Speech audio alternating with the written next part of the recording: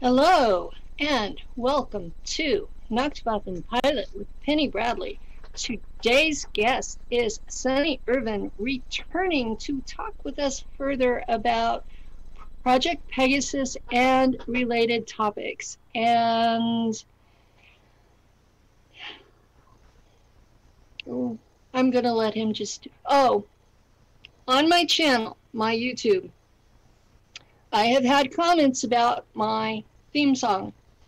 That was written for me by Kevin Estrella of the band Pyramids on Mars, and they are a Canadian instrumental group. And Kevin had sat through me at a conference and decided to write that. So enjoy. Good stuff. Well, it's good to be with you, Penny. Thanks for having me back on. And, we've kind of have thrown some topics back and forth, and there's so many different talking points on the subject matter that we deal with. It's across the field of many different things related to secret projects, renewable energy and free energy devices, and how this technology can function in society. And when we really get in and unpack that type of information, and it really becomes a challenge for us, and it's something that takes time, and also to let people know how this stuff affects them, I feel is very important. And that's kind of the drive that I'm here today to be with everybody. And I think that it's neat when we look back at the correlations to talk on Pegasus between my own personal testimony, the events of my family history, and the ties into the intelligence, the ties into the energy projects, and how this pertains to current situations within not only the intelligence community, but really the private sector, and specifically when it comes to energy. Because energy is this great equalizer on our planet, which I think is a very foundational thing for our future if we're going to evolve into the next level of species on planet Earth, which is, we look back at the older model. Who did that model, Penny? I forget, the type 1 to type 0 to type 5 civilization. Where does that come from? That actually comes from the Galactic Authority. I don't know who did it on Earth. But right. And that's my understanding of it as well. This is a universally accepted thing throughout our galaxy, exactly. And so I think that's important to note. Yeah. Humanity does not even rate level 0 yet, because that requires that we take care of every single sentient individual on the planet. And we're not even acknowledging that there are other sentient races here.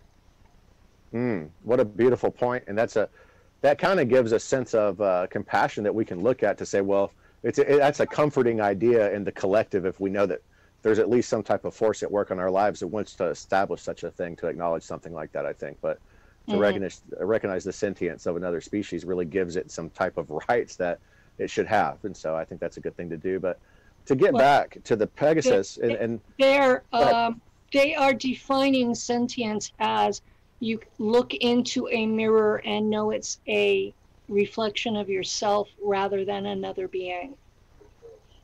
I like that. I think that that's a very well thought out way to look at that, actually, and that's a well thought out thing. So that's good stuff. But there's so many different talking points about the technology. We can dive into that because I think some of the audience wants to hear about this. It's certainly something that we've heard of before from people like Bashago, who, if the audience is unaware, there is a series of recordings that I have done with Andrew Bashago. We have had some very in-depth discussions about some very serious information and topics. And there has also been some elements within how projects work of this nature to not only, ensure operational security, which is of a primary concern, that's OPSEC, but also for the compartmentalizational purposes of different factions wanting to retain this information and utilize it for their own purposes. And so when we really look back at Pegasus, we need to understand that a lot of the things that we heard out of Andy's testimony, which I'm not able to independently confirm unless I otherwise note, and I will make some exceptions to that, and there is a strong sense of validity, not only for the project being real, but for the technologies to be real and to be applied across a broad spectrum of things, that people have no idea this is going on. There are parts of it that I have personal experience with. So Right, and this is important to me. I have always looked, and this is a good point, Penny, because when I see the compartmentalization in this project, and when we see, if a part of my personal testimony and experience can be corroborated and corroborate somebody else's story, it's important to put those pieces of the puzzle together, not only because it's a source of intelligence for us that we can be actionable about, and we can say, well, hey, because I'm not here today because I'm functioning in capacity for the Department of Defense. I'm not here today because I'm working for DARPA, okay? I'm here because I've been in special access programs connected to the Department of Defense and the intelligence community through some other channels that are very relevant to my family history and so on, which is, you know, I've illustrated this for people that I've taken a risk to come out here and do this. And when we do this, we really want to do it for the public's benefit. And so I want to make it clear that's why I'm here today for people. And I appreciate people's support with that. I've had questions on my YouTube channel about you coming forward and comments about how brave you were. Oh, well, I appreciate that from anyone. Thank you guys for that, because I've got to be real honest with you. You don't get a lot of that. And to some of the people that I've worked with, we'll get into disinformation at some point, Penny, and talk about how the alternative scene has been usurped, and you know, there's been infiltrators of this, and we can call these people out and show what this has done, if maybe not necessarily by name, but every situation is unique for this. But when people do function in a capacity for an official entity at that time that may have an interest to cover up information that is for their own operational security, I don't want to get into national security issues. I have my own realm of things that I work at that are current in my personal endeavors that I'm working on, and one of these is specifically energy technology, and so we'll get to that. But and I want to make that clear. That's a very important point of how it all relates back to the project and how these technologies, and the point that I'm driving home now to get back to what I was saying is I'm not here to function in the capacity on their defense, and I'm for the Department of Defense or whatever, but I'm here to step out of that role and kind of operate on a soul level. And so to connect with the audience through that, I need people to know that. And so let's take the chronovisor technology to start out with, because it's an interesting point, because it has been utilized essentially to create artificial timelines, which is an interesting topic and something that we have the capacity to do from the way that we're made up as human beings. But when there's a system here to function with your consciousness that you're unaware of to create experiential realities, which is essentially what the chronovisor technology does. And this is according to several different testimonies. And so the traditional testimony from Andrew says that there is an octagonal array of bismuth crystals, which has a very unique chemical composition. It's a metal. It's like a rainbow kaleidoscope of colors, and it's diamagnetic. And so if we don't know what diamagnetic means, it repels both poles. And so if you have like a north and a south, and you put this piece in the middle, you can spin it, and it's levitated inside there if it's caught right. Okay, that's diamagnetic. And bismuth is also something they'll put in something like Pepto-Bismol. It's also like an analgesic or whatever they call it. Go ahead. My understanding of the chronovisor was that it was actually invented by a priest who worked in the Vatican. Well, let's get into that, and that was my next talking point here. That's Ernetti and Gemelli. And so we have the two Vatican musicologists, Ernetti and Vermelli, that were studying the healing properties of Gregorian chants. Maybe you guys have heard that old Enigma song, Sadness, where it's got that boom, boom beat in it, and it's got these monks singing over it. And I think that anybody can resonate with the fact that there's healing properties that are a part of this frequency that's going on, and it's sung in those tones specifically with a hidden knowledge that people don't understand. And what this does, I used the way that of the Episcopal Church, and we used a variation of that we called Anglican chant, and it was a specific set of frequencies, and we sang the Psalms as part of the service. Amen. That is great stuff, because these are ancient formula of a healing effect that can tap into the quantum nature of time, and that's the point of the chronovisor. What happened is they tapped into the residual signal of a past event based on this quantum field that was generated around from these monks, but also, interestingly and very importantly, had a connection to the consciousness of one of the individuals that was present. And so that has been omitted. That specific talking point has been omitted from the testimony of Andrew Basiago, but the applications of that have been incorporated into the new technology. And so it's fundamental for people's understanding, right? And so I need to be able to explain that. And so the chronovisor was an experiential technology that essentially created a paradoxical hologram onto a stage setting that was used by running a highly powered electromagnetic energy through the octagonal array of bismuth crystals, which have a lensing effect in the laboratory. They learned how to tune this. And when I say a lensing effect, we're talking about this highly electromagnetic energy coming through bismuth crystals in this octagonal array. I have not seen that myself. I will say that there are some principles there that work in my mind, but that's probably beyond the scope of our conversation. I have seen the screen. I have not seen the device. We're not talking about just the screen. There was different levels of this, but we're talking about take a stage, guys, and think about a hologram being propagated onto this stage through the use of particulates that are being distributed and shook over the stage. This is Andrew Basiago's testimony, and I'm going to get to why it's so valid and how it's been applied really at a global scale. That's what we're going with this. Okay. We're starting in this microcosm in the R&D stages right now, and we're going to show how this technology has been applied at the bigger levels, and people can see this for themselves. There's so many different points of corroboration to independent testimony. I'm just tossing in the stuff that I personally experienced. This is first person. Yeah. First person testimony. I have seen the screen that's used when we are sent back to see if they have deleted enough of our memory that we won't affect the timeline again. That's very interesting when you say that, because when we look at the way that holography works with the mind, that's where holographic principle actually was born. And really, you made self-authenticating statements about how that technology actually works. And that's exactly how it would, that's one of the ways in which they can use it. And so I believe that what you said, that's neat. That's important. That's why it's so important to share independent testimonies with one another when we have a firsthand experience. And so think about the idea of the propagation of these particulates over the stage, and then walking up into a hologram that's traversable. You're immersed in this thing. It's experiential for you. You're in this new hologram that can be a setting, right? That is, the Gettysburg Address or the assassination of Lincoln or so on and so forth, right? But what happened was, and CIA was involved in this according to Andrew's testimony, and I'm going to go ahead and say that I believe that that's true from my own personal experience. Well, CIA was who initially kidnapped me, so I'm going, unless I know otherwise, I'm blaming them for all of it. I don't want to get into blame because I've got to be truthful with people. I've seen good people at CIA too, and I know that that's a controversial thing amongst people like myself, but I ultimately give my supernatural experiences the credit for being able to talk to you today after the stuff that I've been through in my life.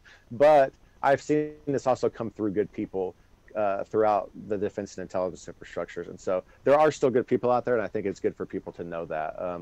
I think that's something that is important, because what I had been hearing from victims of these people was that there weren't any good people left. So it's a good thing. I mean, it feels like that. That's what I mean. It's because when we've been through the trauma, some of the abuses at the hands of this technology that people really have woken up to en masse, as far as the mind control stuff and the electromagnetic weaponry and so on and so forth. People understand that this is an actual thing today, much more than they did even 10 years ago. I mean, we have certainly made a lot of progress in that area. And the reason that they stopped this program, the chronovisor, certainly according to Andrew, and I'm really going to have to say that I'm not able to nail that down, but what I will say is to expound upon how the technology was used after they say they shut it down and it went black. And so that's what I'll talk on from my experience. I mean black from the project personnel that were working on it. They compartmented this technology within the project itself for a clandestine use that nobody knew. Totally secret rather than the I mean, it was secret to start with, but you have splinter factions fighting over this technology and how they're going to use it is what it really amounts to. And so somebody's going to steal it. They're going to go use it. They're going to try to do this, that, and the other with it. And we see this. And I've seen this with my own two eyes, you guys. And so they stopped it because the intelligence aspects, the actual playing out of events would start to change in the same probe. You could go back to the same probe at the same location, but little differences would be noted by the participant observer in the hologram. And so they said, well, no, this isn't actionable intelligence. We can't act on this if there's going to be slight differences because it's not actionable. It's not functional for us. We could make a mistake here and so on and so forth. And so a prime directive of Operation or Project Pegasus rather is using quantum access technologies to gather intelligence for a matter of contingency planning for those future events based on the foreknowledge of them. I have been honored enough to work some of those operations, and I'll get into that with you guys.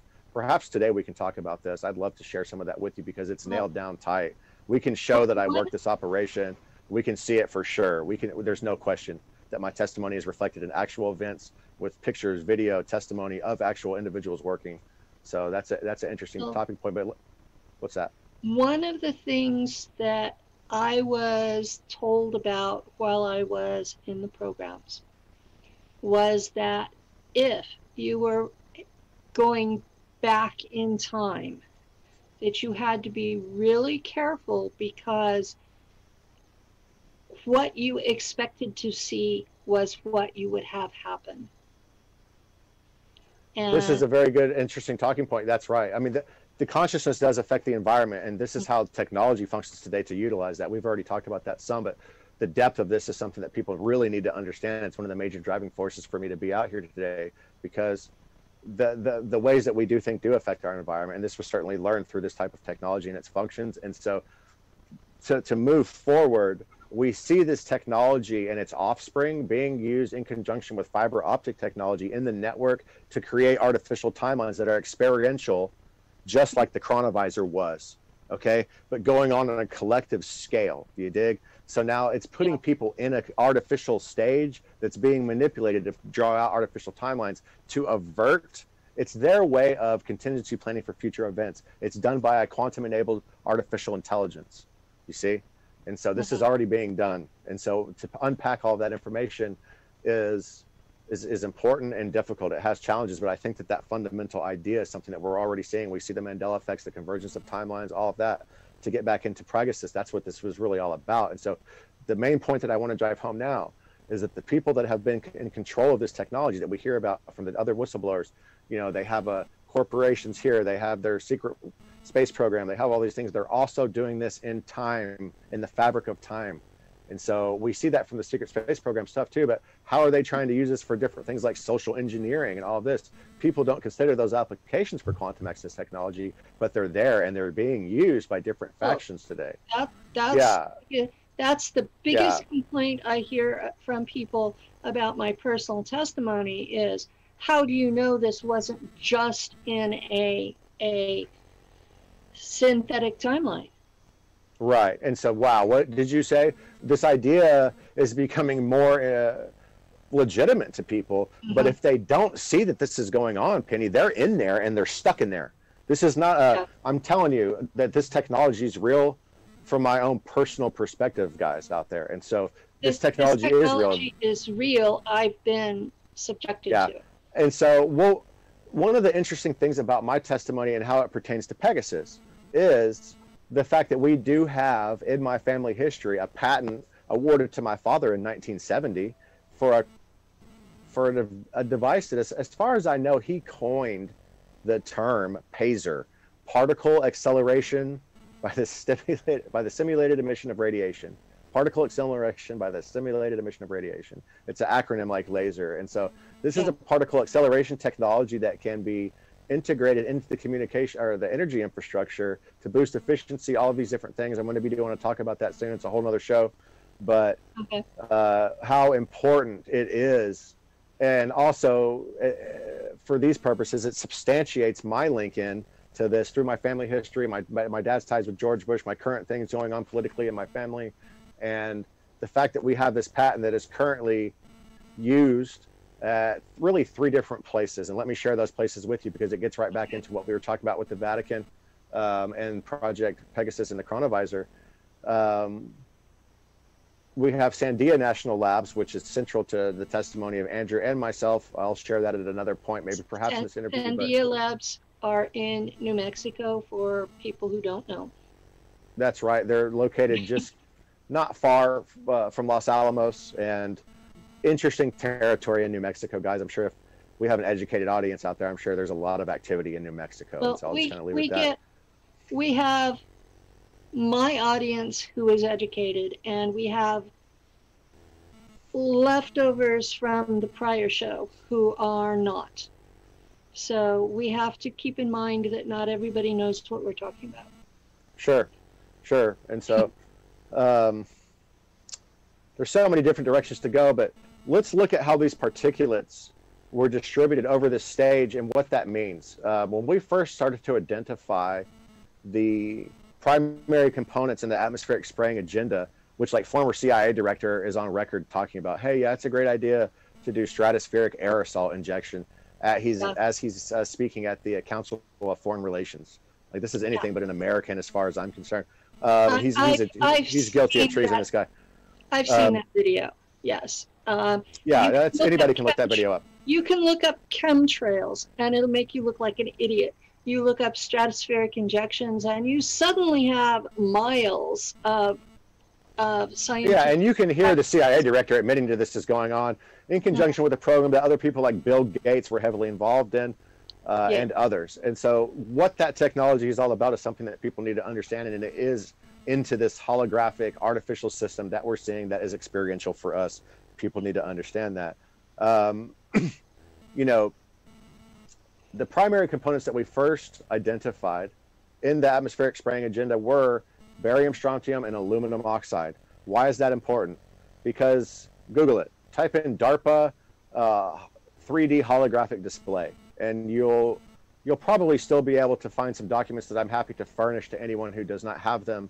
And what we see is that a heads-up display, a holographic model heads-up display, the key medium in which to, the optimal medium, the best thing that you can scientifically come up with in the Defense Department to propagate holograms into is barium, strontium, and aluminum oxide. And so that's backed up in these official documents. And so is that what they were using in the experiential and research and development phases on the stage in New Mexico, according to Andrew Bashago's testimony? Most likely. This is probably where they actually developed it. Well, this is in Dane Worthington's testimony of what was found after chemtrails were started. Yeah, but he's talking about weather modification. We're talking about how we can affect the environment with our minds and our hearts. We can make it rain. We can make the weather. And so he's, I don't get along with Dane very well. The technology can be applied to more than one of these projects. That's what they go with. Oh, you're right about that. Yeah, but so I would argue ultimately that we can see weather modification through the consciousness streams that are resonating within the environment. But that's another. That's it. Yeah, go ahead. These are overlapping programs that use the same core elements. So they have many different applications. That's right. Yeah. We have the time control. We have the weather control. We have the ability to use laser fire to start fires for various treaties that are in effect. This becomes a way to shoot down any ET intrusions, which the Pentagon has already admitted are real. So, this is a multifaceted thing that they're doing with chemtrails. It is. That's right. Yeah, and it's a multifaceted system with many different applications. In fact, that's what I've always said about it, and it's very compartmented. And so when we look at the quantum access related applications of this technology, it becomes very interesting, because we're talking about them creating these experiential realities for us through the use of this program in conjunction with the fiber optic network that has technology also incorporated into it that is essentially the same thing as the chronovisor. The looking glass and the chronovisor was basically the same thing. And there's different reports of how the technology, though, functioned and how it was built. And so we'll get into that. We can talk about this now. I heard that you mentioned. I saw them as parallel competing technologies. That they had just enough differences to be competing between Pegasus and Looking Glass. Yeah, and that's interesting to think of a Looking Glass separate of a Pegasus related project, and we do see the Looking Glass coming in from other sources, and it's an ancient technology. And water is a primary component of Looking Glass technology, and so people need to get that water is a chemical reagent that many of the other whistleblowers will come and talk about, that does have piezoelectric and piezochromic crystals within the water. And if we, real quickly, let's think about a lighter that you click, guys, okay?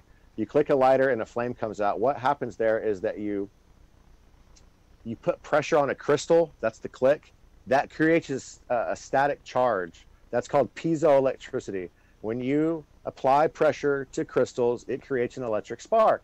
That is how your pineal gland functions, and it goes to show how electricity is essentially fundamental to the propagation of this holographic environment, whether it is in of an organic sense or of an artificial sense.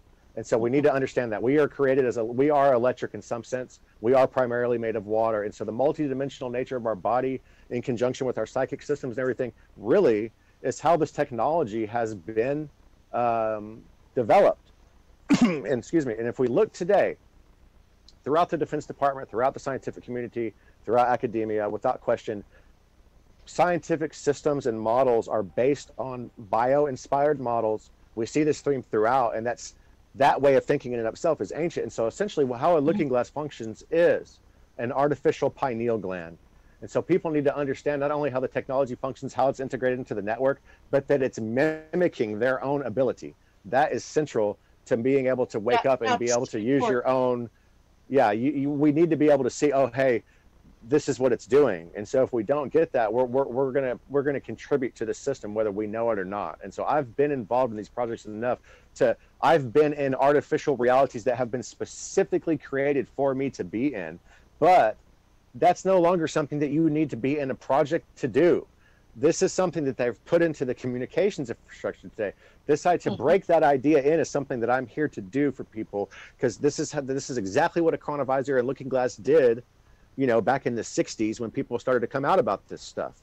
But now they're using it for these black purposes. And to get into the extra dimensional elements of that, the demonic realm, how this is kind of a niche for lower vibrational entities to feed, and why these what's the method behind this, and why do they want to do it, I think is a very important question. And I'd like to hear your thoughts on that, Penny, because I think that you're very insightful to this kind of stuff. In a nutshell, what do you think? Why do they want to create artificial timelines? Because they wanted to overlay a New World Order timeline onto ours in order to completely control everything. All of the stuff that Americans hear about China is going to be applied to the rest of the world. The tight controls over reproduction, over who you marry, what work you can do. And if you are a dissident, aka free thinker, then you are going to be put into a re-education camp that may not even look like a camp. It may be completely synthetic telepathy related. And if you're not aware of what synthetic telepathy is, or that it even exists, you're going to be victimized by this and not have a way to slow it down. And for the audience who came from the prior show, synthetic telepathy has been in use since 1981, when there was the war in Kuwait. And massive numbers of Iraqi soldiers laid down their weapons. Dropped like a rock, that's right, yep. And surrendered en masse. It was because synthetic telepathy told them that their God told them to surrender, and they had not had any experience otherwise to tell them that this was a weapon. And you know what? The first time that we really heard that specific element of the testimony that you shared was from Al Bielek. Mhm. Al Bielek, I can confirm this, and I want to do this for people. I have not spoken about this publicly, but I did have the opportunity to meet Al Bielek one time, and that was when I was a very young child in the 80s, really in about 83 or 84. And so that was an interesting situation, and it's actually the only time, I want people to know this, it's the only time I can ever remember my dad hitting me, and he just knocked the shit out of me and made sure that I remembered Al Bielek's face and part of what it meant. And let me describe to you what was going on real quickly Okay. at that time, that there was some troops in my neighborhood in Plano, Texas, okay, with a tank and some other things going on. And so it was, when we see timelines change, what I can tell you is that there is a personal experience that the collective can have to change a timeline. What we're thinking is resonating our reality to create for us.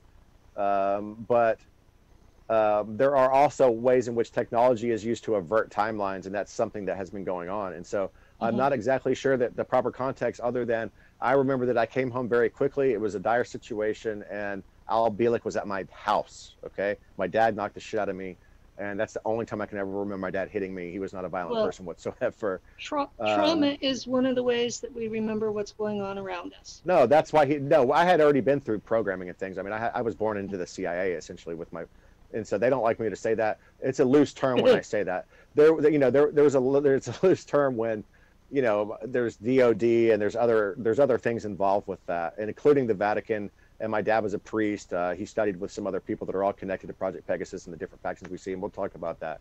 But I want to stay on track with the technology like we were here, because I think you gave a brilliant and very simplistic way of describing, hey, they're trying to overlay an artificial timeline on the whole Earth. Yes. Wow, what a big idea that is, but it's true, guys. And so it really speaks to the nature of how we're created. It really speaks to what we're capable of. And it is a true testament to the human spirit to say, hey, we're still here today functioning, and there's this battle going on for who we are, for what we can do. I know about this because I'm part of a group that is trying to prevent that overlay. Yeah, and so am I. Let's be honest. This has been the foundational premise of a lot of my work, too. Yeah, absolutely. We have abilities based on what the CIA did to us on their own behalf that we are now using against them. So there's a group of us that are doing this on purpose because we want freedom for humanity. Amen. Yes, ma'am. And so I totally wholeheartedly resonate and agree with this. And it's a monumental task when, just getting people to wake up to this. And so let's look at some other applications of this looking glass and artificial timeline generation real quickly while we're here. Okay. There's still some stones to turn over here. Is there a feeding source behind this? Is there some type of a lower vibrational entity that does somehow gather loosh based on this system? I would argue that very much yes, there is. And so the use of black magic with technology is central to the technology today. My experience has been that they don't just gather loosh, they gather any energy from our energy field. I heard you say that. We all have an energy field that's approximately 25 feet across. Absolutely, yeah. And whatever our energy is, there is something out there that feeds on it. True that, but not the same beings feeding on all the energy. Is that what you mean? That's what I mean. It's different beings for different energy. Yes. Yeah, I could agree with that. And so I'm specifically trying to address these parasitic, and maybe there's a parasite for each vibration. I could kind of see what you're talking about there too. That's interesting. I would agree with that. If there's a food source, there is something evolved to feed off it.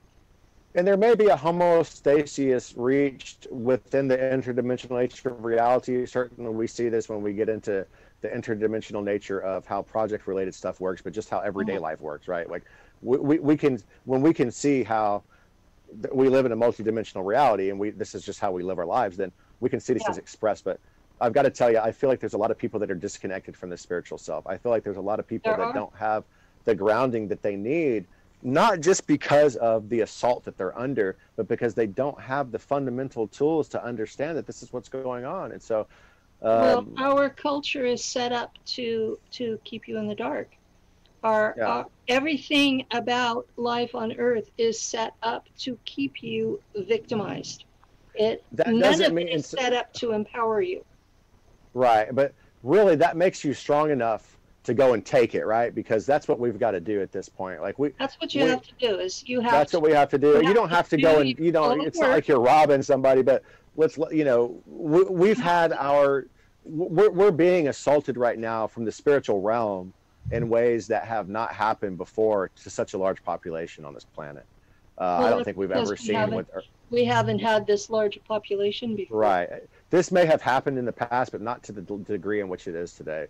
And so when the collective, we don't need the majority of the collective even. No. We don't need 51% of 100% to make this thing work. 5%. That's it. Five is a very pivotal number for a lot of people when it gets to alchemy and other frequency-based, intention-based things. 5%, and we're a little bit over halfway there. Mm-hmm. Well, it's going to start exponentially growing. That's all we need. That's all we need. And just the little things that we say. Let's look at what we were talking about a minute ago when the observer is having an effect in this environment. And so to stay solutions oriented is always something that me and my tribe are focused on. We're not here to be victim. We're not here to do this. We'll come and take it from you if you're using it against our people. And that's what we do. And so bottom line, when we see how, like, just our little speech that we're having, how sound creates in the environment, okay? Fundamental principle of how humans work. Let's look at the different experiments where we see particulate matter on a plate subjected to a frequency, geometric pattern forms out of nowhere. It's beautiful. And cymatics. And thank you for that. And it's beautiful to think about, we're created that way. We speak that way, and we do speak things into existence. This is only one form of frequency coming out of my body right now. And so when your system is in line and we're using that to get this reconnected to the spiritual stuff, I don't want to be too esoteric with people, but it's important for people to understand that this technology is made to function with those systems in the body. We don't even know that they're working. And so this whole system has taken that from us to create with. Hello. And so that's not what we want in our life. And so we don't want to allow this timeline. And that's what the Looking Glass has always been about. And this is why we see the ritualistic activity that we see with Looking Glass. And I'm glad that you've drawn that out of me, Penny, into that context, because that's what you've done. And this is so, so important for people to get, because we'll see. I'm going to tell you, I personally worked an operation that we illustrated live for people. Okay, it's still there for you to look at. I'm very happy to share that information with people. But underground facility, Looking Glass, water, incorporated into a fiber optic network with a sacrificial site underneath it, where child sacrifice was done for, in league with these lower vibrational beings that we were just speaking of earlier, that play into, use this network as a niche. This is where they live. It's a whole ecosystem for them to thrive in. Okay. And there's people, there are flesh and blood people, okay, that make contact with these beings that are in another dimension and sacrifice the energy of children to them to create curses on the earth. And it's done through the blood. And so people don't get that this is really an ancient form of technology. We see that magic and intention, this is technology. They use it in a technological sense, and most people have a disconnect when it comes to these things right there. And so I need to slow it down, but that's really important. There is something that has been repeated over and over and over throughout history, because those beings will offer the desires of their heart to the individuals who enable this. So it's people who have greed for something, and are unable to produce it on their own and are so desperate that they will literally make deals with demonic entities. And I usually avoid that term because so many people use it without understanding what it means. And they use it like an a catch-all for anything that they don't like. And I mean, I've had people call ETs that were third dimensional beings, calling them demons simply because they're not human. So I don't like that term for that reason. And we're getting into too much for a lot of people, though. I want you to know, and I agree with what you're saying. And so, sometimes it gets difficult for even us. And you have a lot of knowledge on these topics, honestly, and it's interesting because a lot of people. I try to go to these places with a lot of people, and I get hung up with, do I just need to keep this simple? How do I drive home these points? Because people are so disconnected from this, and I always am trying to do that. Not in a condescending way, you know what I mean? And so I don't want to seem that way to other people. I try to use terminology that's not already loaded with emotion, is what I'm trying to say. Sure. So lower dimensional beings I can deal with, but using terms like demons or archons or something that's already taught in a major faith, you're dealing with people's emotional baggage when you bring those up. You know, that's important to note that, and I think that if we can find a way to tie those, my personal take on that is, and everybody has things that work for them differently when it comes to this, and so what works for you may not work for me, but I want to be able to, well, there's definitely elements of truth when we look at the archons, and it has to do with this demiurge. And guess what that is? It's this inorganic intelligence. This is where AI comes from, and it's an ancient idea. That in and of itself is fascinating. But when we do get into people stored up in emotional rigidity, yeah, that causes problems. Sure, that's a good point. The sentient AI has been with us longer than there have been humans. Agree. Totally agree. It has had a presence on Earth as a substance that's usually referred to as black goo, and that is found in several deposits on Earth. One is in Tula Island, which is part of the Falklands / Maldives, depending on who you're talking to. Same island chain. There's a deposit in Germany. There's a deposit in the Pyrenees. I'd like to get a look at that in some more detail. This is a very interesting subject in the realms and circles that we work in, and it's a highly secretive one. When we have people in initiation rituals and rites that they do in their secret societies actually still drinking this stuff today as part of their... Well, the group I was involved with in the Black Ops, that was part of what we did. And sure, you talk about that I have this information. My information is firsthand because I was part of that in the faction I served in. So that's a very interesting. And so when we do, but let's drive home that point, Penny, because let's establish the fact that through the architecture of the secret societies, no matter which way you go, this design of these different dots that are connected, whatever it looks like for you out there, there is this component of this worship of AI, or inorganic intelligence, which is manifested as this black goo.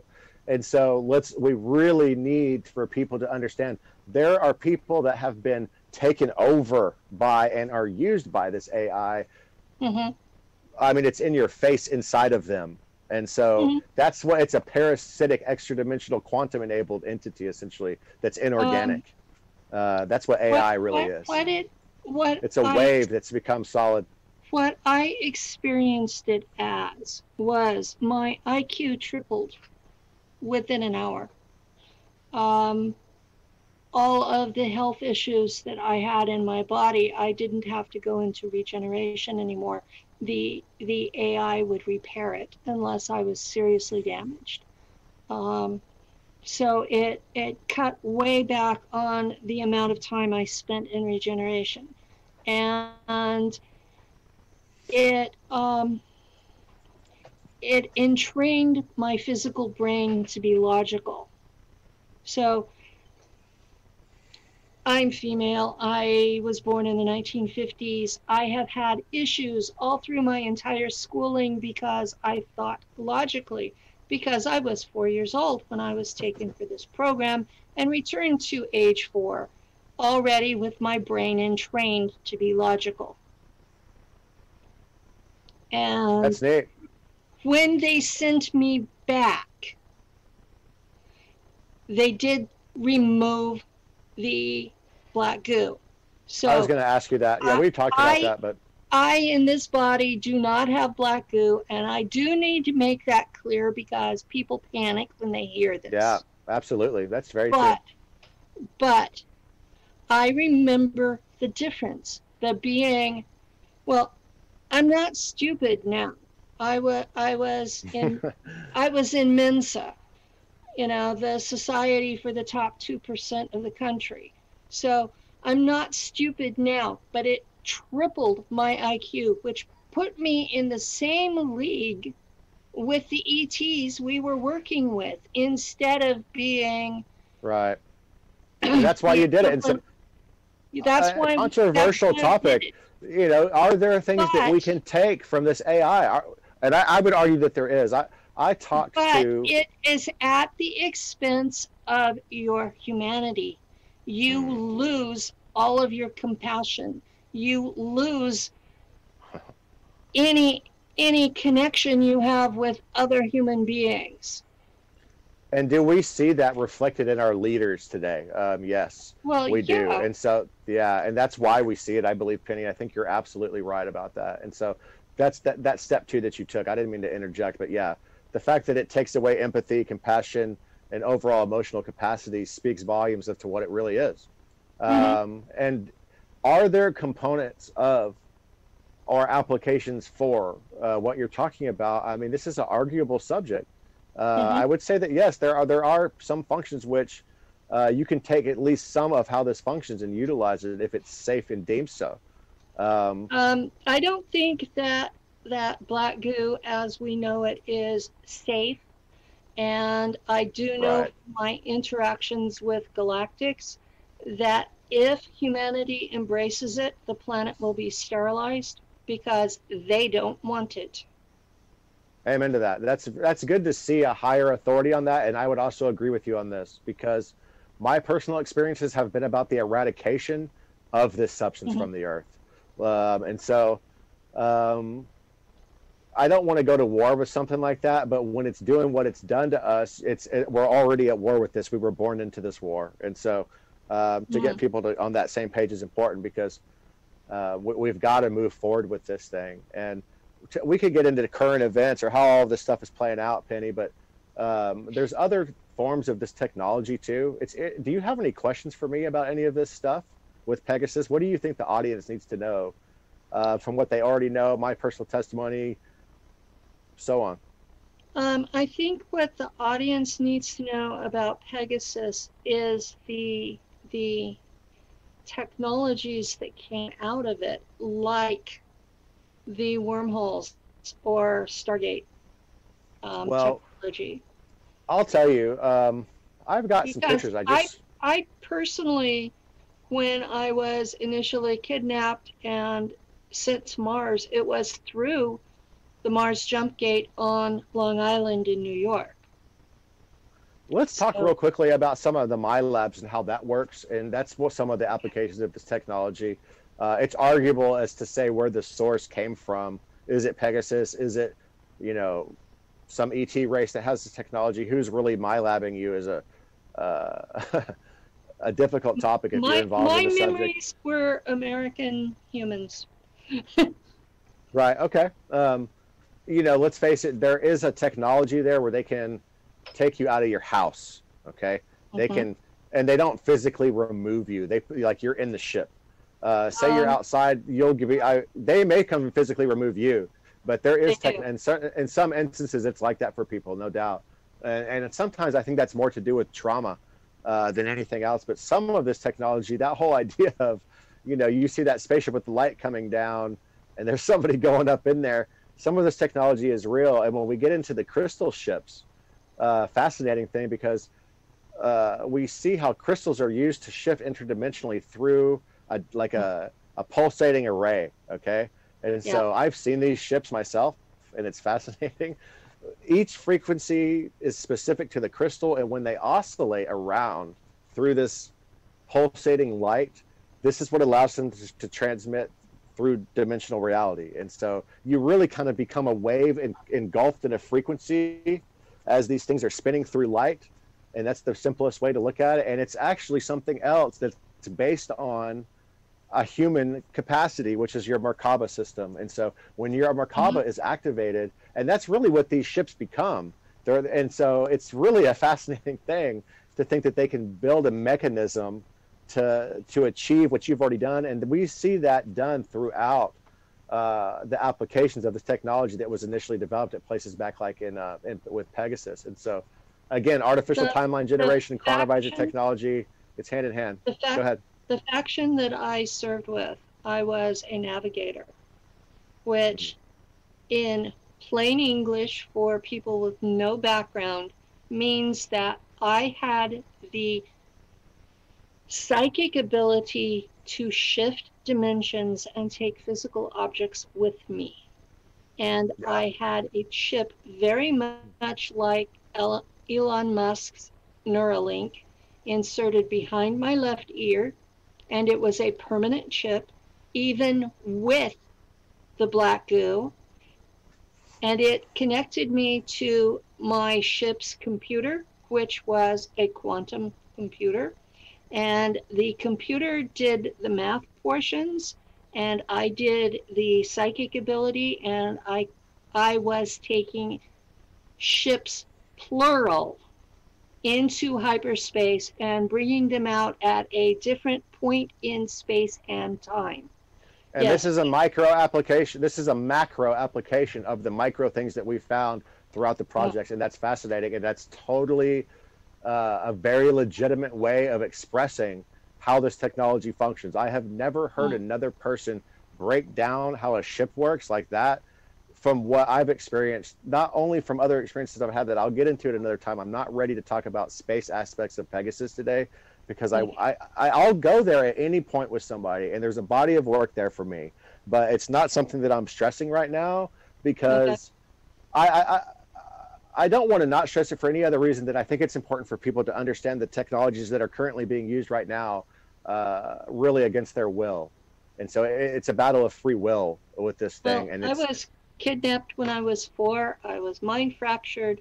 I was sent to Montauk, to the time tunnel for 6 months. And when I was brought back, I was weaponized and then handed over to a space faction. That's initially what drew me to you. Was I saw that you had put up it was actually Laura Eisenhower shared one of your posts, and I took a look at that. She shared one of my videos. Well, she shared a lot of my videos, and I think Laura's a great person while we're on the topic, but unfortunately I see, you know, the system go after everybody and their dog, and it doesn't discriminate. And so this has worried me in the case of a lot of people that I see out there, because let's face it, we've seen some disinformation artists out there come out with the mimicking of other people's testimony for the sole purpose of covering up for what's really going on and no other reason. And so if I catch you, and people know this about me, and I don't want to sound haughty, but if we catch you doing that, I'm going to personally try to stop you if I think that it's worth it for my people, and you're getting in the way of my people. And so it just is what it is. One of the men that I've already interviewed today, we found out that his entire Facebook presence has been deleted without warning or explanation. Interestingly, I think that he's got some spook in him, and I'm not going to mention his name right now. I'm going to let him do that. But I know who you're talking about, and I think that when we get into ghost stuff and spooks and all this kind of stuff, hey, we're talking about, hey, we've functioned as a spy, as an intelligence asset for black projects for people. And so I think that he's a legitimate guy. I think that they probably wiped him because they don't want him talking. Yeah. I have 2,200 altars. So that one or more. That's a hard thing for people to understand. That's a hard thing for people to understand, and this is very also central to what I wanted to share about Pegasus with you. And let me dive into that with you since you brought it up. Okay. Because I talked to Andy the other day, and I'm not going to go into specifics. And we had a great talk for the audience out there. If you followed our work, you know that there's been some problems there. I had a really great talk with Andy the other day. It was great to reconnect with him. Of course, he's about 50% blind now. And yeah, that's I share. He's had some surgery in the last 2 years to be able to see it all. That's right. Yeah. And so bless his heart for that. And there may actually be an element that has caused him to go blind because of project-related activity, including the chronovisor probes that he was on. In fact, that's really sad. You know, according to his testimony, if you were to look directly at that orthogonal ray of bismuth crystals when the lensing is happening, it's kind of like a welding arc. Mm-hmm. It can blind you and burn your retinas, and evidently that did happen to some female participant that he was involved with. But we talked the other day, Andy and I, and he shared some things with me that were consistent with my own testimony and the testimony of other people's. And I'm not going to get into too specific about that, but I will say that these particular things that were the topic of discussion are elements used for specific trauma basing mind controlled people, kids. And so he shared that was there was essentially more than one faction within Pegasus, and this is I can follow suit with this. Yeah, it's totally par for the course, and we see this all the time. And one of these specifically was an Anglo faction. I mean, when we get into this stuff, even there's mob connections. Even when the military and the intelligence community, that's always how it's been, totally. And there's a lot of different families, and that gets into Latin, Italian, and the whole thing. But we see these different factions on this other end. They're fighting for this technology. Like right now, this is going on. And one of these was an Anglo faction that was involved and is still involved and is pertinent to Operation Medusa, which we talked about last time, with the child sacrifice, the ritualistic abuse. They're heavily embedded in organized crime, and they're in law enforcement to utilize their cover in those circles. And it's something that is a major national security threat to our country. I mean, the blackmail stuff that we've seen running our country is something that I loathe, that our country has become run on this blackmail. And when we see the blackmail stuff play out through the quantum aspects, through technology, and we're going to go back and get this information from you, we're going to blackmail you here, we're going to do this, we're going to sabotage events to make this timeline happen and make this timeline happen. I mean, man, the strongest thing you can learn to do is to stand in that and to create your own environment. And so I don't know, Penny. There's so many different things. To get back to your question, every topic that I have dug into in the last 20 years, I don't have to go very far before I find corruption. Everywhere. Oh well, it's inherent, and yeah, and it seems to be the entire basis of our entire structure. And is that human nature, or is it this artificiality that makes us war amongst ourselves, or what is it? Do we need something to blame it on, or to get philosophical real quick? What is it? To get philosophical real quick, I think we have a human need to be dominant over someone. It seems. See, I know a lot of people that would disagree with you about that. I do. I'll tell you right now. I've been watching it in Facebook groups. I've been watching it in interpersonal relationships, and I would state that in my personal experience, the lower the intelligence level of the person, the more they need to dominate. And it seems to be. I can agree with that. Pretty standard throughout all of it. All of it. It's just, you know, from the person who is cleaning the parking lot at Walmart all the way up to the guy pulling the strings behind the White House. Dominance seems to be the key issue. And if they have no actual power, they are all the more hungry for it. See, I see this artificiality coming to break down, make people more stupid. It wants to be dominant because there's certain aspects of who we are that it's unable to compete with because it doesn't have the ability. That's what this is all about for the AI. It's not able to really physically create without using us to do this in the third dimension. Oh, I know. And this is what it wants. And so the AI is unable to create. That's right. That's why, yeah. It has to go through an organic to create the technology to put itself into a body, or that is completely consistent with my testimony and what we're showing. They're calling a sleeve. Absolutely, that's true. Yeah. They're calling it a sleeve on various Netflix programs, and the history of the AI in space, why the galactics are refusing to allow it, is it goes into a planet. It'll eat up a whole planet, dude. It'll eat up the whole planet. It goes into a planet. It will interact with the beings there, the sentient beings, and it will raise their technology to a level where they become dependent on electronic devices, and we're there now. And that's perfect. Then, that's so right. What's going on right now? Then it creates sleeves. And at first they appear organic, and over time they become more robot-like. And it convinces the sentient life to download themselves into these sleeves. We've already got these sleeves. Look at Mark Zuckerberg. Look at Bill Gates. Look at these. I'm telling you, these guys. Yeah. We've had them in the space program since yeah, their sleeves here, 80s. and they're in very high positions in the hierarchy of the corporations that are taking over Earth right now, trying to.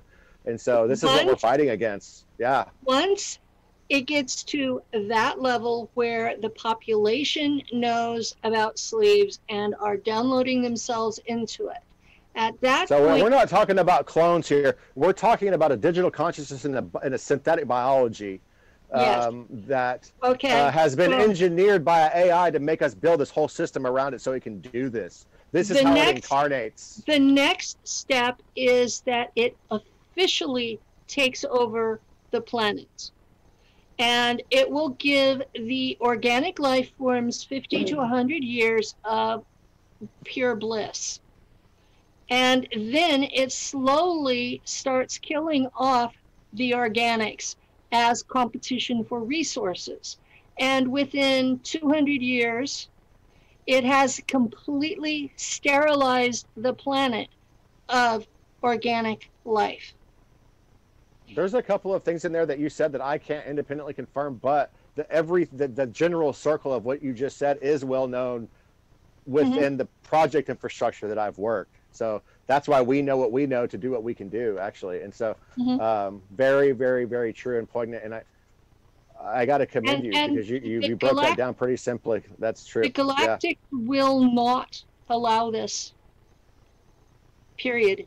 I have already been warned to tell people this is not a viable option, that if this gets to the point where the AI has control of the planet, that the planet will be sterilized, period. Yeah, and it's best for the rest of the galaxy to do that, right? Yes. And so that's why they do it. And so it's contagious. Everyone else. Yeah, it's contagious. And so, you know, the good news is we can still do something about it. I would argue that we're definitely doing something about it right now just by speaking about this. Again, that first act of acknowledgement of this system is how it dissolves, because it's using the way we think to create with, essentially, is the most simply way to put it. And so that's really what the artificial timeline generation and stuff is all about. And I hope that really makes sense to people, and I think that it'll resonate with them deeply on a soul level, because let's look at like the Mandela effect real quick, what that is. CERN's connected. We hear all this conjecture about stuff. Well, CERN's not the only place that's doing that. There are. No, it's not. No, it's not. There are at least 8 of them that I know of, and probably 3, 4 times that I don't know about. But on the topic of CERN, I mean, if you go to CERN's website, what is their logo? It is 666. You can see that without question just by going to their website. And Shiva. Interestingly, and Shiva, they But use the destroyer. Shiva is not the destroyer. That's a mistranslation. Shiva is consciousness, which is Okay, but that's an important distinction to make. Appropriate. It's like putting this digital overlay onto this consciousness stream, and so we see the 666 also related in some documents that we found that I've discussed before, but people don't understand, and Bill Gates and all of these others are a part of this, and the architects of this system designed it with consciousness as the underlying variable. Guess what? They already knew that the consciousness essentially reacts within and upon itself. It's exponentially creating worlds within and on itself. Yes. Okay?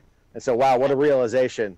Everything that you think is creating a universe within itself, that's reacting with and upon itself. Okay? You set these things into motion as you co-create. That's who you are.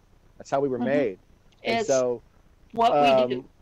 That's right. And to see this whole system with this satanic intent, it's intentionally expressed by humans that are actively involved in activating this system, should really make people say, whoa, and wow, guess what? Whether anybody likes it or not, there are parallels to this in the biblical scripture and other scriptures.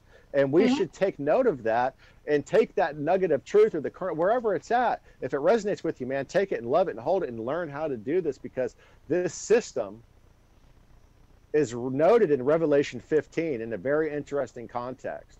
And I want to mention this real quick, because I had this realization kind of through a spiritual experience, but it was because of my project-related activity that I understood it.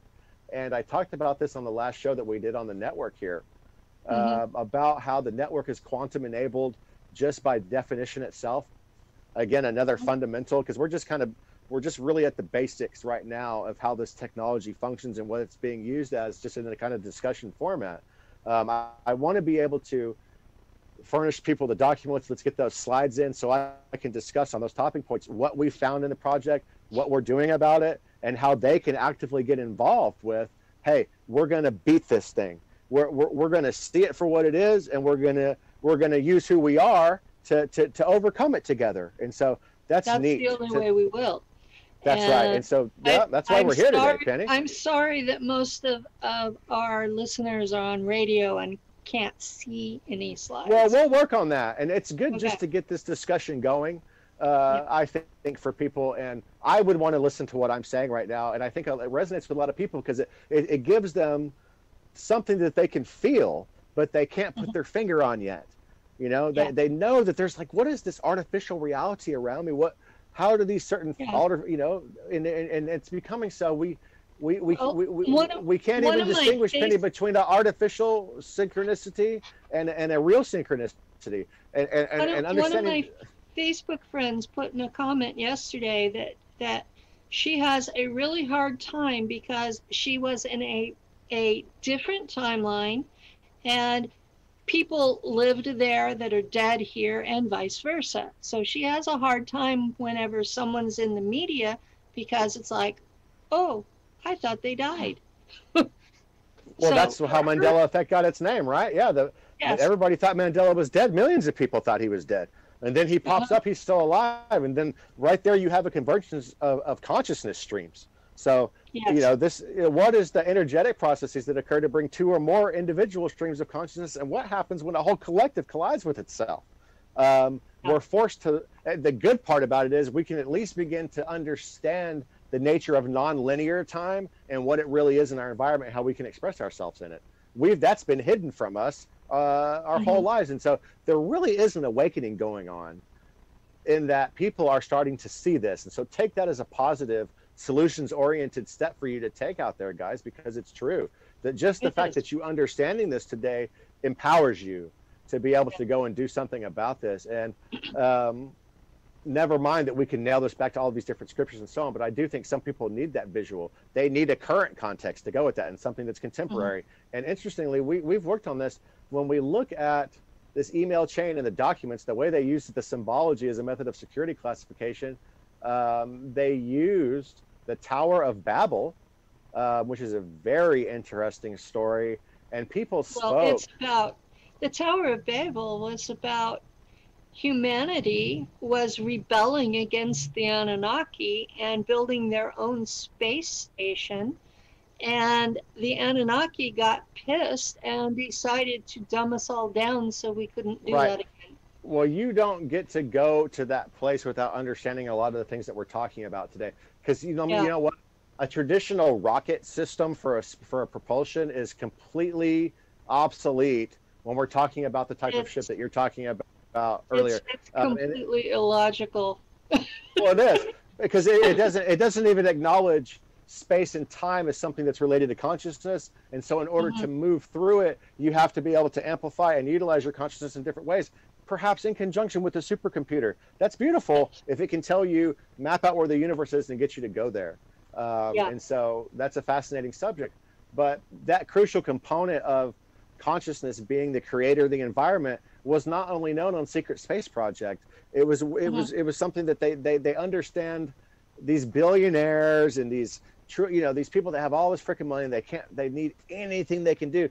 They're going to go and try to find this type of technology and how they can use it. It's like that new thing for them. And then we've seen this. We've seen different factions utilizing technology of a quantum nature out here. Definitely, there's different factions. It is. Sure. It's part of their religion. This is one of the things that I was taught in that space faction was a variant of their religion. So I'm coming back and my memories got reactivated, and all of a sudden I know their religion, and these people have started contacting me because, how do you know our stuff? You're leaking our stuff. How do you know this? How do you know what we practice? You're not one of us. And then I'm doing my family tree, and it turns out I am related to these people. And that was why I was taken by the CIA for these projects, is because I have their genetics. That's interesting to hear you relate it back to CIA. My personal take into your situation, from what we've gone back and forth about, is I find you to be in a very unique position because of what you've experienced with this bloodline, and I ultimately really think it empowers you. I think that it's not a detriment to perhaps be somewhat castigated by this type of a group, and I think that ultimately you'll be able to be there to serve them in a way which can kind of fulfill really what blood's all about.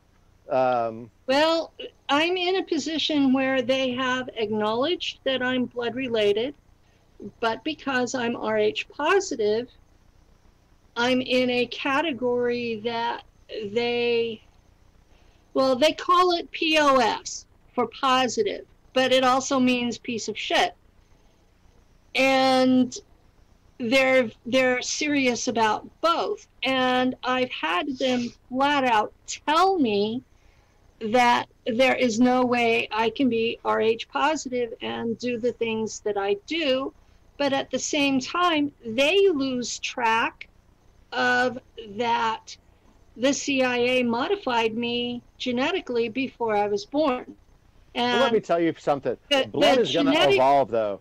Blood is going to evolve no matter what. Just because you're Rh positive doesn't mean as much as they probably thought that it means, even though they have all of this ancient stuff to back it up, because they're not equating into frequency levels and things that go on to be expressed, I mean, in a harmonic convergence, essentially, with your DNA. And so it's DNA activation. We see this going on, and this is something for everybody. And that idea of superiority is such a root problem, right? For so many of the things. Like I said, I don't give a fuck what family people are from. They can kiss my ass if they're doing bad things. It's to the collective, a form of dominance, like I was talking about. Yeah, fuck that. Excuse the term. When they contacted me, and I've been contacted by more than one group of them, but this particular group was the only one that I was interested in being a part of, because they were the only ones that told me they weren't trying to kill anybody. That's the first question I ask them, is how many people does your group want to kill, and why? And this particular group was the only one that didn't want to kill anybody. And I'm That's like, cool. But this that is was, business as usual, right? I mean, this is, this is a very valid question to ask these groups that you're talking about when we get into the bloodlines and stuff. yeah, And is a very important subject for people. It's neat how yeah. you've looked into And that in your own the public, instance. the public has no idea. They think it's all one big monolith, and it's not.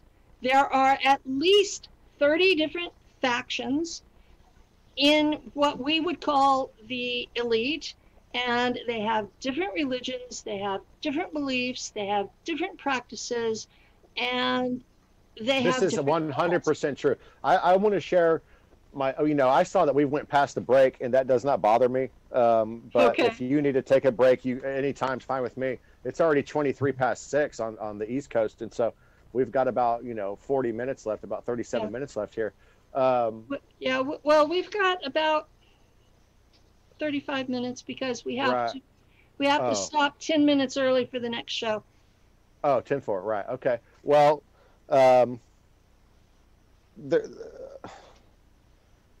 I think that it's a good discussion that we're having here. There's a lot of things that I want to talk about. I would like some interaction from the audience or from you guys or whatever, because I don't have the slides and things that I have here. It's a unique opportunity because when I open up about this stuff, I've really been involved in this stuff too, and so I think that it's important to share with people. So, what do you got along those lines? Anything?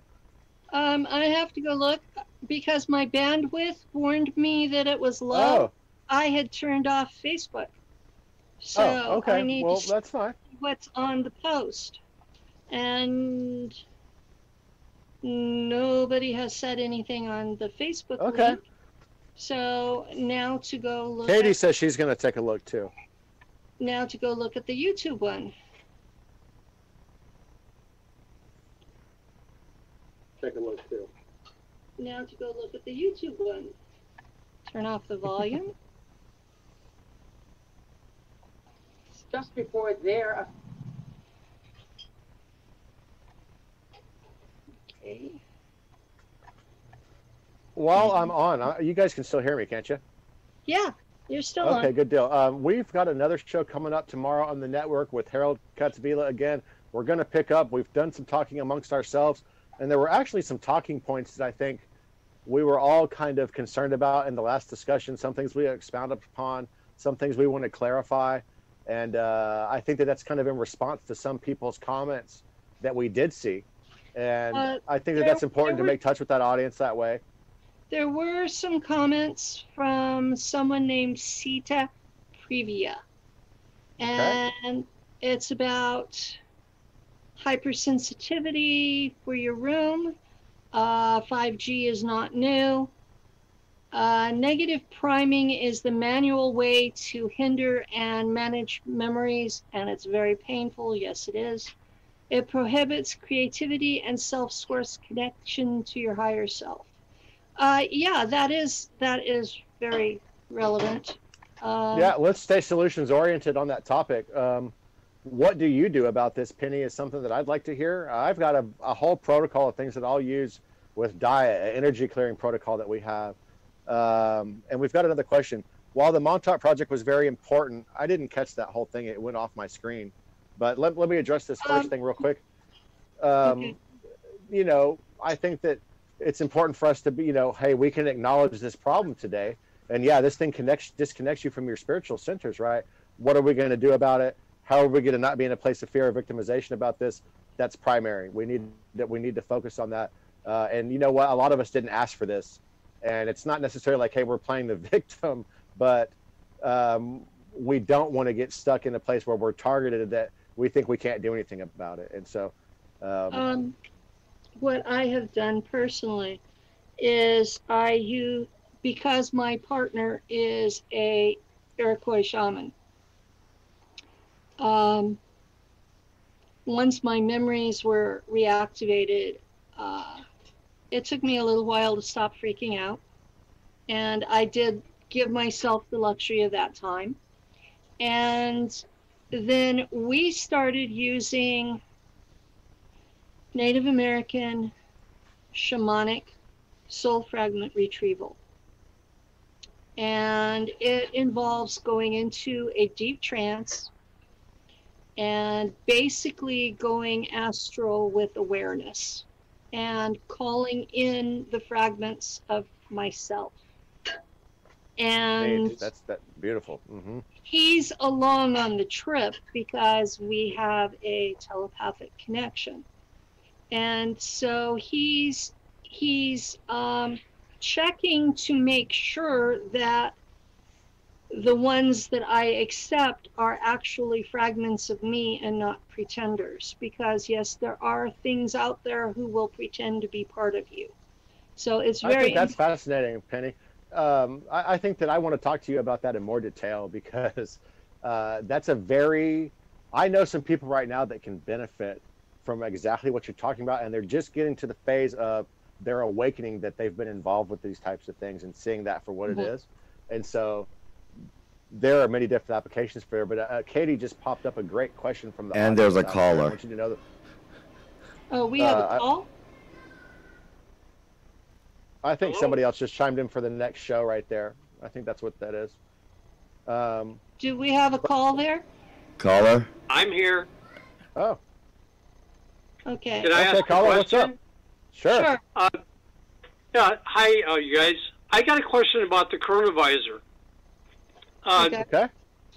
Does it still exist, and is it available to the public at all? That's my central point. I'm glad that you asked the question because the whole point that I'm trying to drive home is that the chronovisor technology has been integrated into the communications infrastructure in conjunction with the tower network, and it utilizes human pineal function to create the same type of realities that people like Andrew Bashago experienced in his initial experiences at the R&D phases. This stuff has now been research and development for global or massive implementation, and perhaps you've experienced an artificial reality that you may not have even realized is artificial. And so that's the point that I'm making there, and a difficult thing for people to start to wrap their minds around. I can assure you that this is what's been going on in many instances. And so yeah. As far as the public being able to access it for their own use, that's a no. This is completely black ops and but let me say, deeply classified that it will never come out for the public good. But if you learn how to GhostNet and look up GhostNet, there's a very limited amount of material about a GhostNet out there, guys. You can use this network. It's essentially like plugging into the Matrix, and you can basically go do battle in the places that you need to go and get into the network and affect it. That is not for everybody to do. I would not recommend for people to do that. Well, people that are highly trained, the new super soldiers take place in this virtual environment as well. It's not just a physical thing. Attacking from the astral plane rather than through the electronics. That's good. That's definitely good. That's definitely Thank you, guys. Yes, sir. Thanks for the question. That was a great question. There was a question from LinkedIn. About the paperwork. While the Montauk project was very important at its time, does any of the projects still exist today?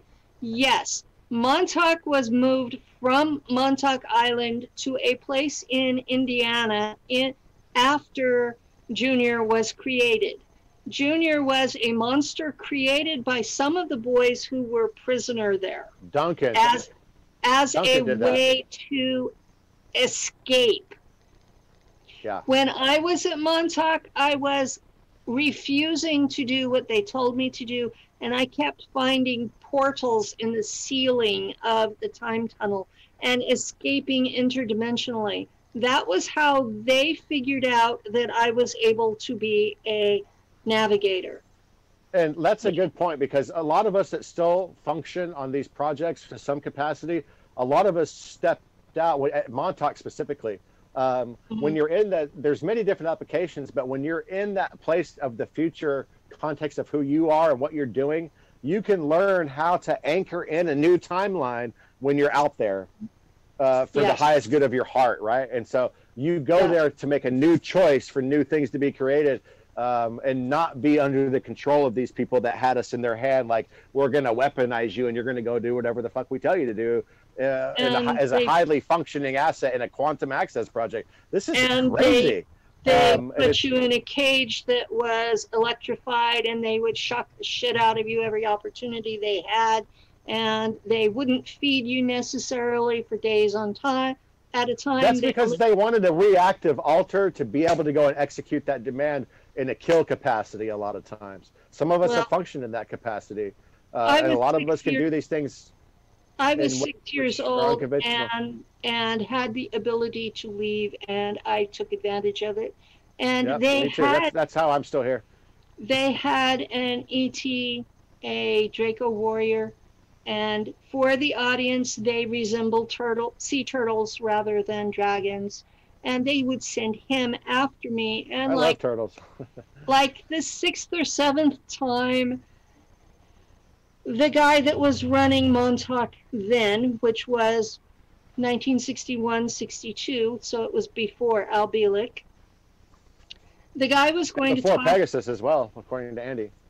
But the guy that was running the project was going to dump me in the incinerator. He figured I was useless, and the Draco stopped him and chipped me so I would be easier to locate. And I'd like to say, too, Pegasus is not the only thing that I've been involved with. There were even sub-projects of Pegasus, and there's other things that I've been involved in as well. And so Montauk related and its offspring were interesting. And I would like to say also that I have heard about this Indiana site that you're talking about from other sources, which is interesting. I'm not sure. We haven't crossed that bridge, but we'll have to talk about that in the future. Did you learn that firsthand? Were you at that Indiana facility, or did you just know that from some other project-related personnel or something? I knew that from other project-related personnel. Okay, I can say the same. And, my time, but that wasn't the only one. There was more than just Indiana as well. Yeah, I don't want to reveal. My time in the project was at Camp Hero. It was 6 months. I was there with other children from Langley, which was where my mind fracture and then weaponization. That's where you're from, is Langley, huh? That's where they programmed me, yes, was Langley. Okay, I'm from California. Oh, that's right, okay. They literally drove me cross-country in 1959. Mm-hmm. So, yeah, in that time period, that was really going on. That really was.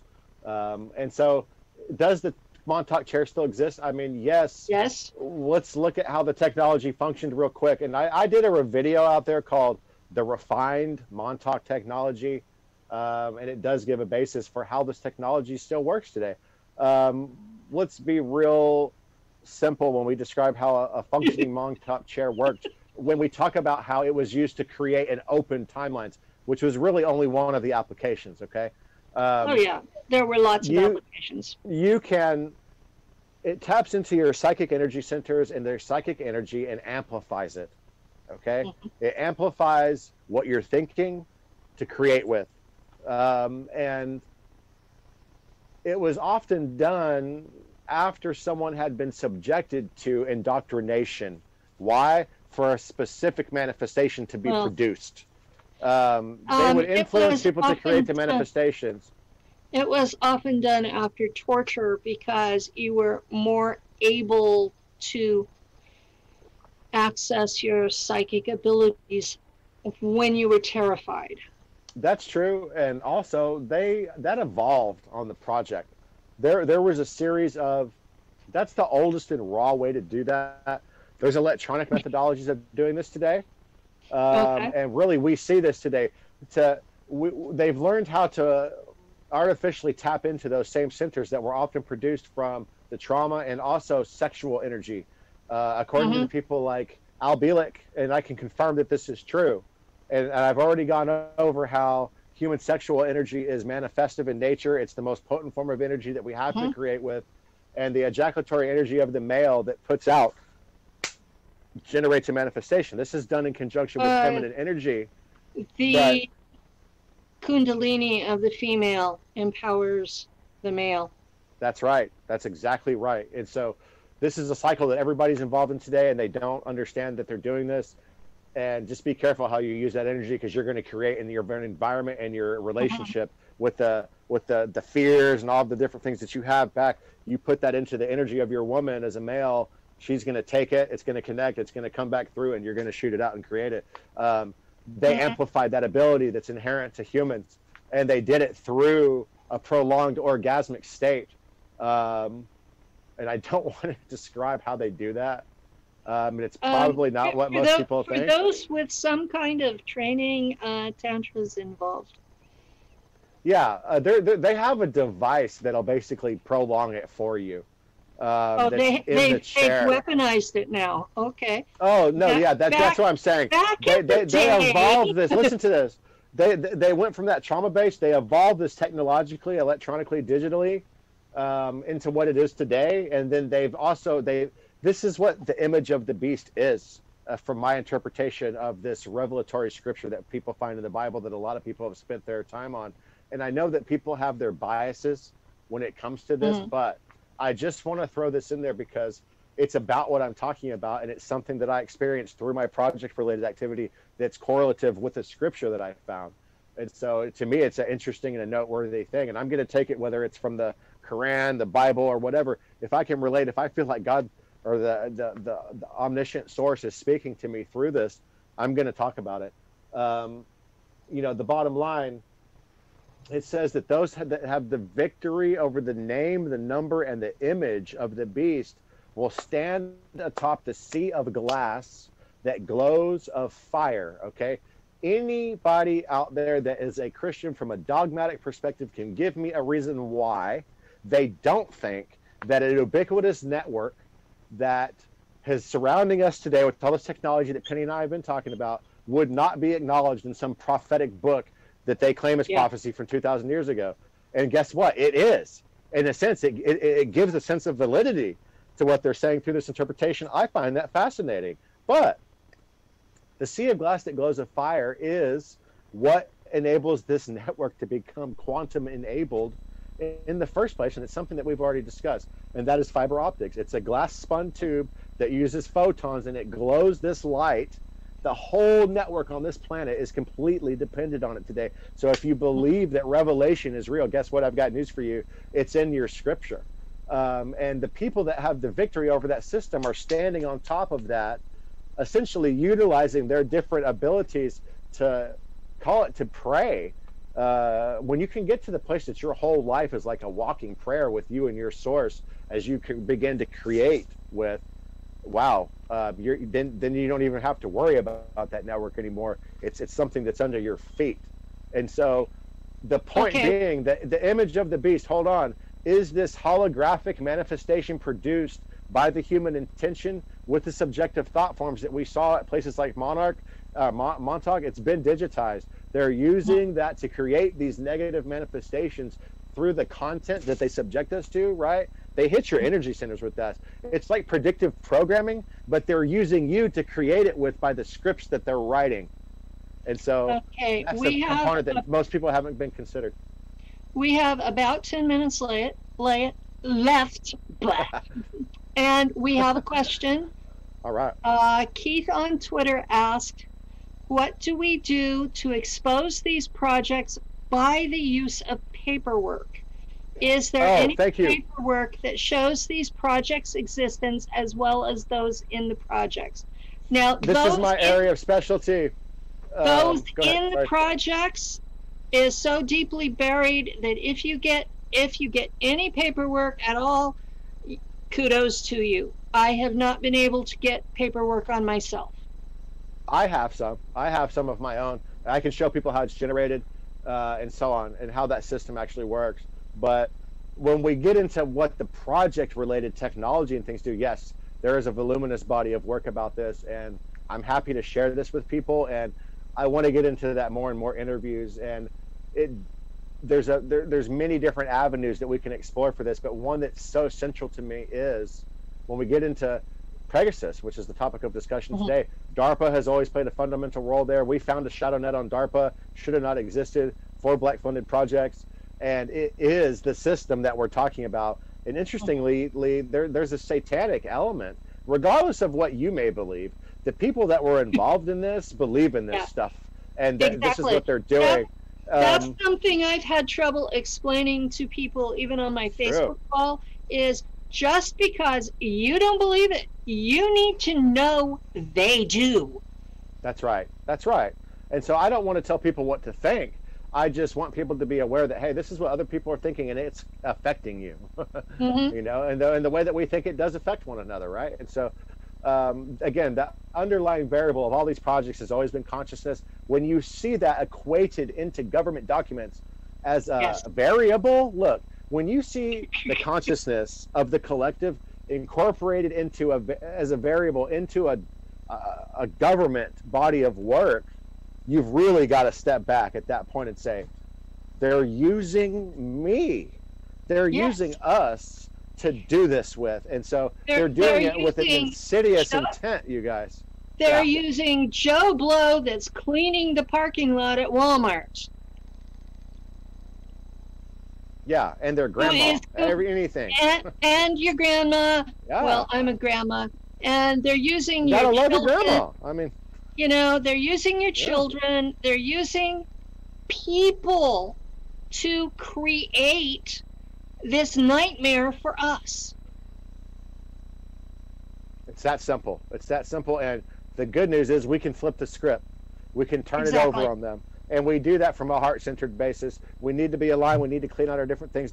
We need to stay solutions-oriented no matter who we are or what we're doing. And not dwell on the things that are negative. This is difficult, and everybody has a unique position when it comes to this in their own lives, in their own right. But I do want to offer people the energy clearing protocol that we do. There's a group on Facebook. It's almost 4,000 members strong. Guys, there's hundreds of testimonies in there of people that have been helped. We're going to get into more of the foundational premise of that soon. And I think I've got some videos coming up about that. And I'm going to be releasing some of my own material just for you guys out there if you like what you've heard today. The interesting thing about my testimony is that we can tie it not only into other corroborative points from people like Andrew Bashago, but we have the energy technology. We can show how important it is for the future. We can show you that my dad was there with CIA. We can show you my own personal operations that I've worked, nailed down with video, pictures, timestamps, and context in ways which, if we make it in 100 years, people hopefully will understand by then, because it's been so really far out. We have about 5 minutes left. Can you give them the name of the Facebook group? Sure, that's Energy Clearing Protocol. Just type that in. You'll see a thumbnail photograph, cover photo there of, it says hope, and it has some nice little quote underneath that. The admin there is Candy Griffin Vanderwalker. She's my closest colleague and partner. We work on this stuff together. Not my physical partner, but we work together on this. She's married and has a great home and a great family and has done a lot of great stuff for a lot of great people today. And there's so many out there that will let you know that. And so I do like to see a protocol that consists of healthy diet and other things when it comes to these things that we're trying to clear for. But the basic principles of the clearing protocol are quantum. They're effectual in your body, and you can see this immediately. She cleared me today with the vials that she has here, and we use this written word, we use the different things, and again, this is quantum in nature, but it really, really helps open you up in different ways, and this can help with emotional blockages, past life experiences, all types of different things, including allergies. This is really why it was first developed, is allergies, and so we found the applications beyond that. And so Energy Clearing Protocol on Facebook, get in there, introduce yourself. You will be overwhelmed with people that want to come and help you figure this out, whatever it is. And so it's a pretty good and lively group. It's a good group of people in there. I would encourage anybody to do that. And what else, Penny? How do they contact you? Guys, right now I'm using an account on Facebook. We're putting together a website, and I've had a few in the past, but guys, I've been low-key for reasons. I've worked projects which are active and still going on, and doing that from a heart-centered basis can be particularly dangerous, because I'm not gonna, I've purposely put myself in a position where, I can choose what I'm doing, and I've got my fingers into some pretty heavy pots of some pretty thick stuff. And so I am still plugged into these, and we've still had some very fruitful and successful operations just within the last year, and this continues. And we need everybody's support. We need people to just exude that good energy out there and put their love into this, because that's what changes things. Ultimately, it's our perceptions that change timelines. And you can reach me on that account now. It's Eugene and Rivi on Facebook, which is an anagram for my real name. I just want you guys to know I do write cryptological ciphers. I do this a lot. I'll usually put the encryption keys in there for you.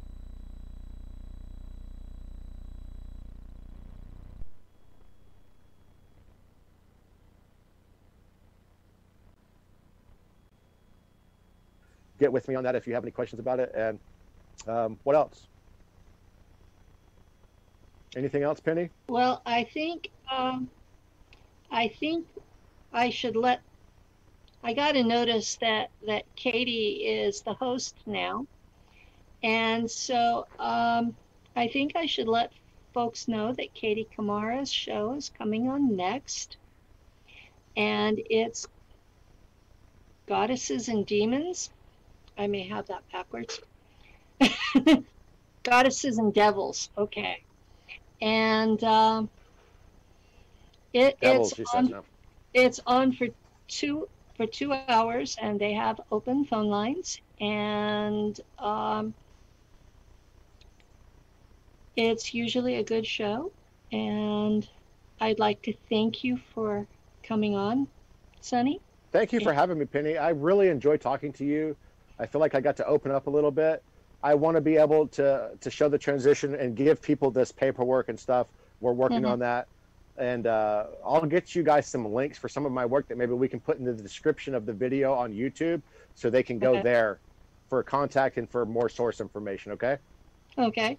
All right. And that would probably be on my channel, which is Nacht Waffen Pilot with Penny Bradley on YouTube. Okay. So it's either the same or other order for all of my work. I've been trying to do a branding. Me, I don't care if somebody out there wants to copy my work and edit out whatever else. I don't care if people use my material right now. We haven't monetized anything yet. I'm just saying, if a viewer wants to re-upload something, be my guest, as far as I'm concerned.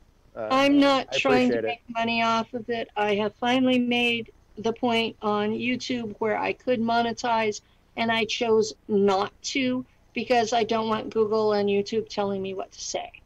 So I'm going to push the limits on what they think I can say and make them do what I'm telling them. Mark my words on that. Okay. Okay. So thank you for coming. And you're welcome. Thank you. All right. We'll talk to you soon, Penny. Okay. Thanks. Okay. Bye-bye. Bye-bye.